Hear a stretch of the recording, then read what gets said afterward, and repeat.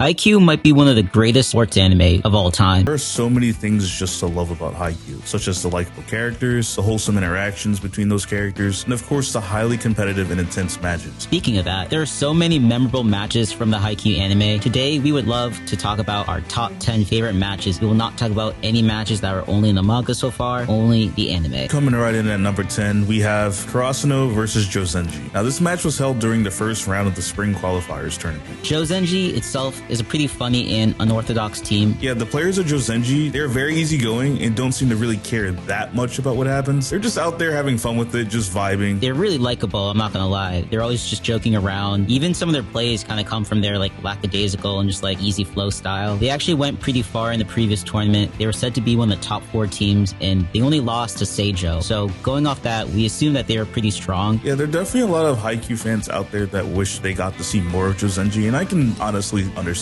why. And there's just a lot of notable moments in this match. The foot save that became a set and the guy smacked down, or that crazy like jump around turn spike that became one of the first points in the match. When Johzenji wanted to try a synchronized attack after seeing Karasuno do it, at match point by the way, and that of course did not go well and they dropped the first set to Karasuno. This team was just all over the place and very energetic, and I actually loved watching this match because of that. Overall, I just love this match and I love the Johzenji team. I think their match against Karasuno deserved a spot on this list. I also do want to highlight that moment where Hinata does that super save where he receives the ball and he kind of uses the wall to like bounce off of or jump horizontally back into the court. It looked insane and people were referring to him as Spider-Man seeing that. So that was really cool to see. Yeah, that was insane. That being said, let's move on to number 9, Karasuno versus Tsubakihara. This match was held at Nationals and to be honest, it wasn't all that crazy of a match. Tsubakihara was a considerably strong team and that was their second consecutive year at attending Nationals. Yeah, one of the biggest things that stood out to me in this match was just the fact it was one of the first matches in Nationals. That itself was just so hyped up. I feel like it had to be on the list. This was the first time we got to see Karasuno go against one of the other top teams in the country. It was so cool to see everyone get a little moment of recognition. You got to see Kageyama go off. You got to see Suki go off. Everyone was just balling out in that match. And it was so nice to see. We also got to talk about some of the things that happened before this match, because this is actually where Shoyo misplaced his shoes. And that of course caused a trickling effect for a lot of adversities throughout this match. Karasuno overall was just very nervous as this was the biggest stage for the current team. So at the beginning of this match, they were actually struggling to get into a good rhythm for a bit. Once they were able to sync up, they finally got it all out of their head, all the nervous energy out. They were playing to the best of their abilities and they were able to take care of Tsubakihara very easily. And I do want to add, Tsubakihara did also have that player who could do that super serve where the ball goes entirely up to the ceiling, and that threw everybody off. Oh yeah, I was just about to mention that since you said the high ceilings. That super high like underhand serve that confused everyone. I would hate that. The lights getting my eyes. I feel like I'd have sunspots the whole game that throw me off. It was cool because you got to see all the teams coming to nationals and see what their tricks and strengths were. It was just awesome to see Karasuno just storm through their first match. But moving on, let's talk about our number 8, which is going to be Nekoma versus Fukurodani. I know this was an OVA, so it skipped a lot of people's attention, but if you haven't seen it yet, go check it out. Land vs. Air. This was a crazy match. You got to see 2 teams from Tokyo get to show off and get some spotlight, and it was nice to see Bokuto actually get some big moments as an ace, and just to see overall the Fukurodani team. They're so stacked and they're pretty likable as well. Their setter Akashi is just so clean though. He kind of gives me Kageyama and Kenma vibes. He's so calculated. He's a great setter. He can put a ball anywhere. He opens the path for all the spikers, and everyone on that team is able to shine. It's not just Bokuto doing everything. Everyone in Fukurodani is a star in their own right, and they ball out. Fukurodani is a really cool school. As you mentioned, they just have a lot of players on their roster that people do like, but they were one of the schools that I did like a lot in Haikyuu. What made this match so cool is that Nekoma tried to do what they actually do later on to Shoyo, to Bokuto, basically trying to shut him out, taking advantage of his weakness, where once Bokuto gets in a good rhythm with something and he's really good at it, he suddenly forgets how to do everything else. And we get to see a moment where he literally forgets how to do a cross shot. And of course, Akashi was there to kind of help level him. Akashi's kind of always been like Bokuto's keeper in a way, just making sure he stays grounded and is able to go out there and be the ace that he wants to be. Bokuto's reminded what it means to be an ace, and he just goes out there, makes a cross shot, and Fukurodani's able to come out on top and beat Nekoma in this match. Nekoma as a team just wasn't enough. Yakuza Libra, of course, balled out. He was stopping so many spikes, kept getting the ball up. I think everyone has respect for him because he's probably one of the best defenders in Haikyuu. Plus, Lev was just bringing his team down so much. Lev played so bad in that match. He wasn't blocking right. He was just getting in people's way. Yeah, Nekoma definitely needed that loss in order to correct a lot of the things they were doing wrong. Land vs. Air, like we said earlier, if you haven't seen it, definitely go check it out. Moving on to match number 7, Karasuno versus Wakutani Minami. This was a pretty pivotal match in the series. The matchup between Karasuno and Wakutani Kagami was pretty neck and neck. We also have Nakashima on the other team who idolizes the tiny giant, and Shoyo even says that Nakashima was more like a tiny giant than he was. Like you said, this was a very pivotal match in the series. This match forced the team to dig deep and prove themselves as individuals and as a team. Remember, Daichi, the captain, the cornerstone and the foundation of the team, went down early. He picked up an injury and he had to step out the match. That crumbled Karasuno. Without Daichi, Karasuno was not the same team. He provided so much stability, and once he was gone, the team couldn't keep up with their play style and they were slowly falling apart. Yeah, and I also do want to add, this match introduced probably one of the biggest shock factors to me as a viewer. I'm not gonna lie, when I watched this, I thought Daichi died.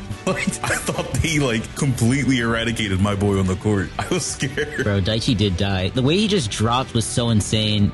After he ran into him, I was like, oh shit, they really put my boy out. Right, everything went quiet. I'm like, wait, did they just kill somebody in a volleyball anime?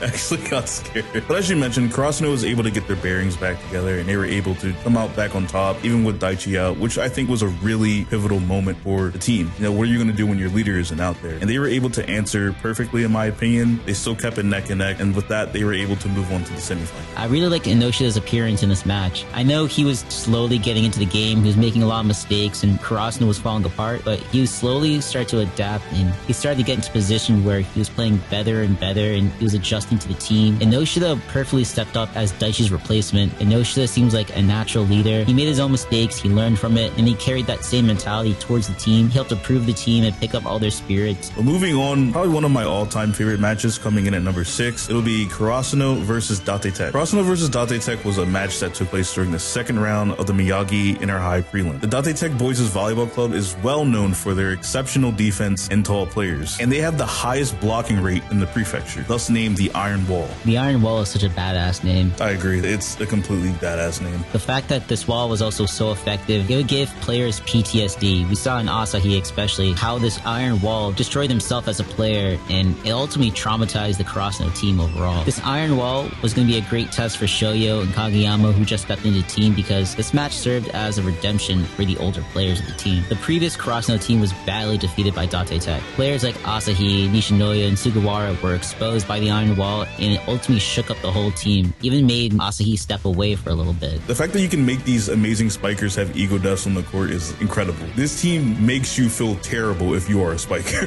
because that Iron Wall is almost impossible to break through. And Asahi, he's not a little shrimp. He's got some power behind his spikes. So the fact that he's having trouble breaking through this wall speaks volumes about Date Tech. Without a doubt, Date Tech is one of the best defensive teams in all of Haikyuu. The blocking of Date Tech is next level. They're able to destroy spikers and win games because of this. Right, and what you begin to find with this match is that it's more of a mental game. Can you overcome the Iron Wall and have the mental fortitude to break through it? Because once they start crushing you and crushing your ego, you really need to be able to pick yourself back up and to keep going at that wall. So I do love the mental aspect of this match. It was a big test to the players' wills. If they weren't able to overcome the Iron Wall, I don't know if the Karasuno team would be the same team that we see today. Some notable moments, I freaking loved Nishinoya's foot save. That moment was one of the most standout moments in Haikyuu for me. I mean, there's just a lot of really great moments from this match, especially Shoyo finding new ways to get around this wall. Moving on, match number 5, Karasuno vs Seijo, first match. This match took place during the third round of the Miyagi Inter-High prelims, and boy oh boy was this a match. This is where we kind of get our first real introduction to Oikawa, and this guy was a monster. And honestly, he was probably the first real antagonist of Haikyuu at this point. Yeah, this was the first time we got to see Oikawa actually play as a setter. I know we got Seijo versus Karasuno practice match before, but he was pretty much just serving, and it was nothing too crazy, but this was the first time that the Seijo team was playing to their full capacity, and same with the Karasuno team. This match had some of the best moments. It was just one of the best matches early on. I know this was still season 1, but it really set the level for the Haikyuu series. Yeah, this definitely set the tone for the Haikyuu series in my opinion. And just that mental duel between Oikawa and Kageyama as setters. Oikawa pulled out some things from a setter that I don't think anyone would have expected, and he really proved himself to be a top tier setter. This match served as a big precursor for Kageyama. I think this is where he really started to push and realize he wasn't as good as he really thought. Kageyama was really schooled by Oikawa in this first match. Oh yeah, this was a complete battle of IQ, and Oikawa completely schooled Kageyama in this. And Seijo were able to deliver a very pivotal loss to Karasuno. They definitely needed this loss to get their bearings together and become an even better team. This match ultimately pushed Karasuno into the right direction. The loss to Seijo birthed some change into this team, and it ultimately made them better. After this loss, they went on to the training camp and they evolved, because that loss to Seijo really brought that dog out of them. I'm not not gonna lie. They accepted all their shortcomings and they became monsters. Yep, they had to get into the lab, man. And they came back and went absolutely crazy. Oh my god. Yeah, just because of the sheer momentum and the effect of this match, it had to be on this list. That being said, let's move on to our fourth match, Karasuno versus Nekoma, Battle of the Garbage Dump. I'm suddenly getting PTSD remembering what I had to go see in the theaters. I'm just kidding.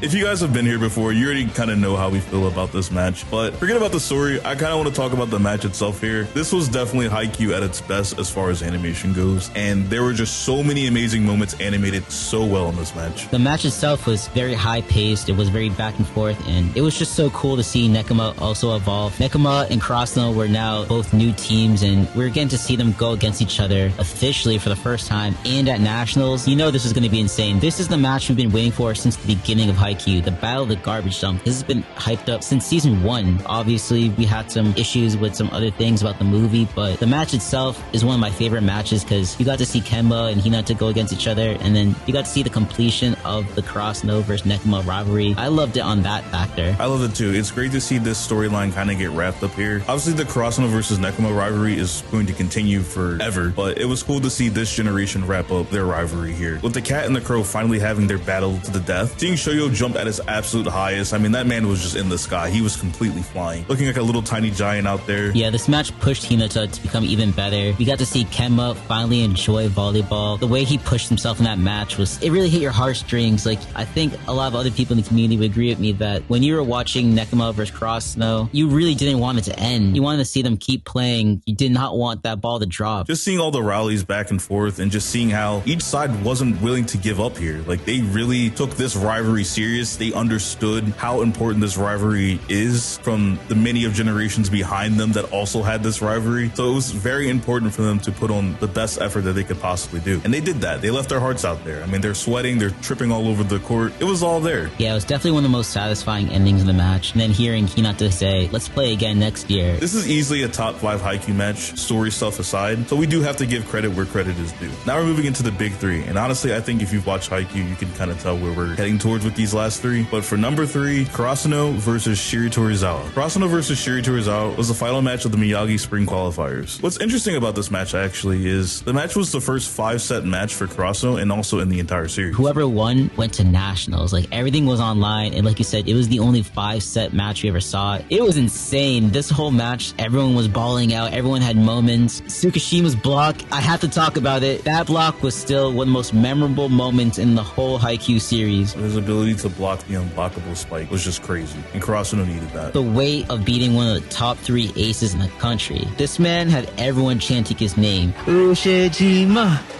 Ushijima! Ushijima! Ushijima! But Suki said, fuck all that, and blocked the shit out of this dude. And this ultimately won the whole momentum for Karasuno. The whole team was riled up, got the whole stadium silent. Man, this was such a great moment. This match took up a whole season, so there's just way too much to talk about as far as moments go. But this was the peak and most pivotal moment, in my opinion. I'm going to talk about Shiritorizawa a little bit. That whole team was also stacked. I actually like a lot of people in the Shiritorizawa team. I mean, obviously, Ushijima is a tank. Their whole system is just give the ball to Ushijima and see him smash that shit into the ground. Yeah, I mean, like we said, Ushijima was a top 3 ace at this time in the country. He's basically like a grown man out there. He has so much power behind his spikes, it's ridiculous. You also have the incredible guest blocker. They had Tendo on their team, who was an amazing blocker. Tendo was a menace.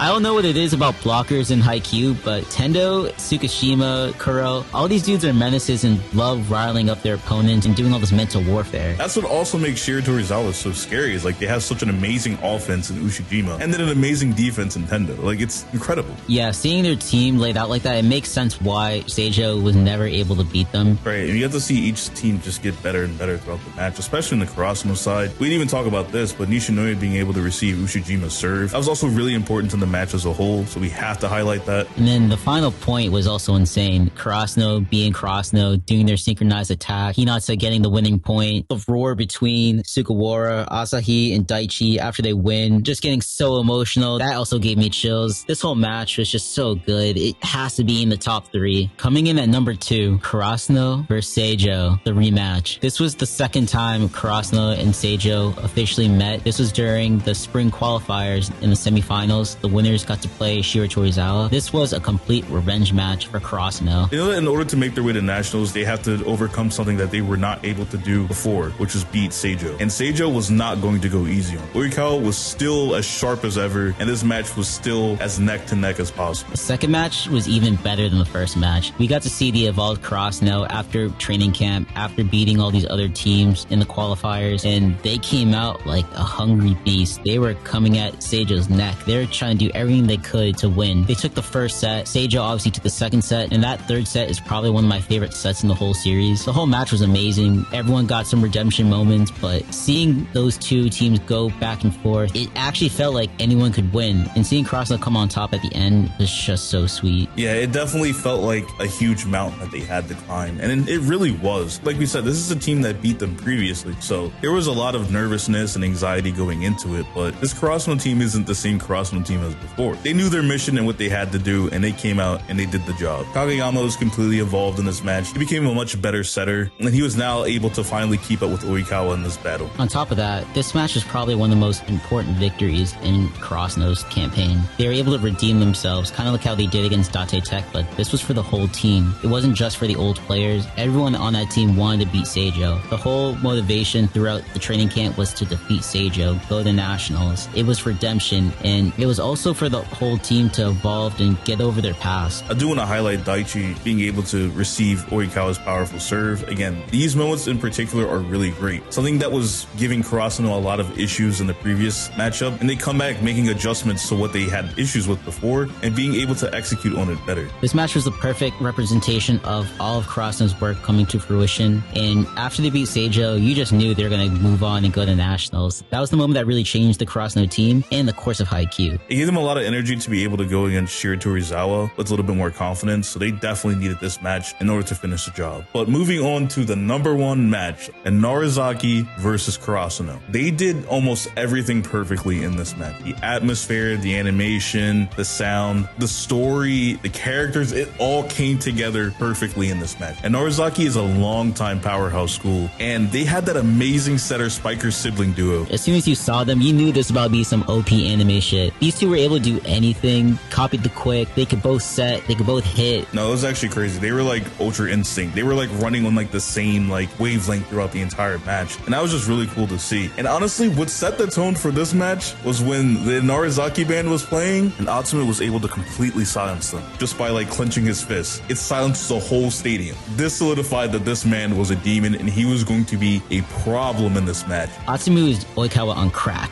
Anything Oikawa can do, Atsumu can do better. Talking about the twins so much, we can't even forget King Adon, who was considered one of the top 5 aces in the nation. We love King Adon over here. He is incredible. When he brought that dribble move with the volleyball for his serve, I was like, this guy is nuts. And he was constantly scoring too, by the way. And Narizaki was a powerhouse, like you said. They went to nationals 3 years in a row. They ran through the other teams. I think they came in 2nd place at Enter High. Yeah, they're like the 2nd seed in this whole thing. Yeah, no, like everyone expected them to be favorites and go far. So you knew this match was going to be insane purely off hype. Yeah, they went from like Tsubakihara to fucking Narizaki. That's crazy. That's absolutely crazy. It just shows you the levels in nationals. Like anything could happen at these tournaments, and Karasuno beating Narizaki was definitely one of the upsets of the whole tournament. I agree. I mean, this team would prove to be Karasuno's toughest match yet, and it took a lot of grit and guts to compete with this team on a high level. Remember too, they still had Kita on their bench as well, who was able to rally the team together and keep them like calm and playing at the ability that they're used to. And that helped the team a lot, get the morale together. And Kita's just a great leader for a Narizaki. Shouts out to Kita. I agree with you. He was the cornerstone to Narizaki, kind of like how Daichi is to Karasuno, and he was the perfect role for captain. The way he carried his team and made sure they stuck together was key. He was a vital link into the team, and honestly, I just love this whole Narizaki team. The whole team was likable. Their blocker, Suna, he was also really cool. He kind of gave me Tendo vibes, just in the sense that he was a menace, but he literally came out of nowhere and would just do all these crazy blocks, and he also had this crazy hit where he could rotate his shoulders, nasty, and he was a great challenge for the team as well. He made Tonica evolve and push through, which gave us that amazing cross shot and that amazing line shot. And then we can't forget, he forced Suki and Hinata to work together, and it was definitely Karasuno's toughest match yet, and they were able to prevail and become even better. Yeah, honestly, there's just way too much to say about this match.